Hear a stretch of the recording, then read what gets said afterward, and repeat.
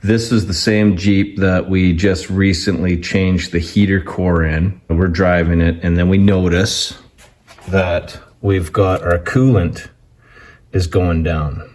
You have the vehicle running in the yard. I noticed there's a couple small spots of where it was leaking antifreeze. Then we take a look, we're trying to figure out where that antifreeze is coming from. If we get in here, those are those heater core hoses. These are brand new hoses.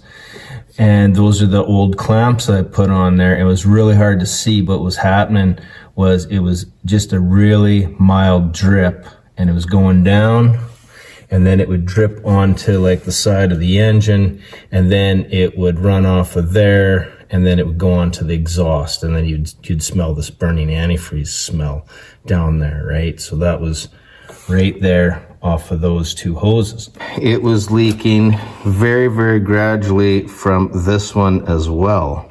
In fact, if you look down there, you see a little wet spot down there. Just very minimal. Like you notice that the coolant's going down, but it's taken a while to go down. And then this is probably the best scenario here, where you take a look and you can actually see the leak right in there. Maybe these old clamps don't have enough tension left to keep it sealed. In this case here, we have, one of these better clamps here, but what we'll do is we'll try and upgrade them to some new clamps, some better clamps, and hopefully we can fix these leaks. We're targeting here, here, and back there for those two clamps. So the pinch clamp I'm going to replace, or what I'll do is I'll double up if there's enough room. If we can get in there might be enough meat on there that you could actually put two clamps on. In addition to that, when that heater core was leaking, what I did was I came up with this idea, and what all this is two pieces of square stock, and I just basically modified these vice grips for that two pieces of square stock, and then dull the edges on all the edges here.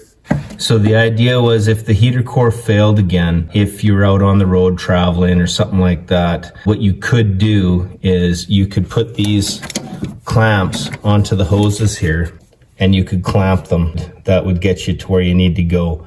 And then that way you can still stay mobile on the highway, and you're not sitting on the side of the road. You're still on your way to where you're going, especially in the cold weather, right? Like, we're in 40 below weather, out in the middle of nowhere, traveling from one location to the next, and the last thing you need is to be stranded outside, whether you got a cell phone or not. I've been stranded in minus 53 weather. I had somebody come and get me in 20 minutes, but even in 20 minutes in a dead vehicle with it not able to run, you feel that cold, even when you're dressed up. Doesn't matter. These are little tricks and tips to hopefully get a guy to where he's got to go, with a little less discomfort, we'll say. As a follow-up there, after we changed this hose and these clamps here, and then what we did was we double clamped our hoses in the back off the heater core. But what ended up happening was we're driving to work. I got a 2-hour commute to go to work. On my drive to work, I noticed that the oil pressure dropped down a little lower than what it was supposed to be, and then it ended up going to 0. So I pulled over and take a look what's going on, and this actually happened a year and a half ago. Same thing happened. So the oil is coming up out of the dipstick tube, and then it looks like it comes up out of the dipstick tube, and then it sprays this way, or as you're driving down the highway, it's spraying towards the firewall, and then it all makes a mess and runs down to the bottom. What's causing this problem, right? Well, you got your PVC valve or your exhaust here from the tappet cover, and what happened last time and what happened again is the moisture that comes out of here accumulates into the rubber hose, freezes, turns to ice, and once this is plugged off, it has nowhere, it's not venting the engine anymore. What happens is the engine is pressurizing, and then it has nowhere else to go but to come out of the dipstick tube. For the time being, I am not going to use a hose on here and risk that happening again. It's happened twice already. Maybe in the summertime, not a problem, but it might be an FYI for people out there. If you're extreme cold weather, check your hoses that are coming off your tappet covers for your PVC valve or your vent. And if that gets plugged off, it could cause you some trouble. And you take a look, so all that oil came up out of there and it hit the firewall and it ran down. And you can still see some of it in there. And then when we get underneath the vehicle, like it ran all the way down the frame of the vehicle.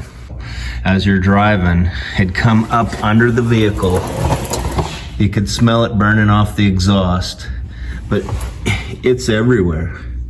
It went from the front all the way to the back. You've got oil all over down here on this center frame support for the transmission, to the transfer case.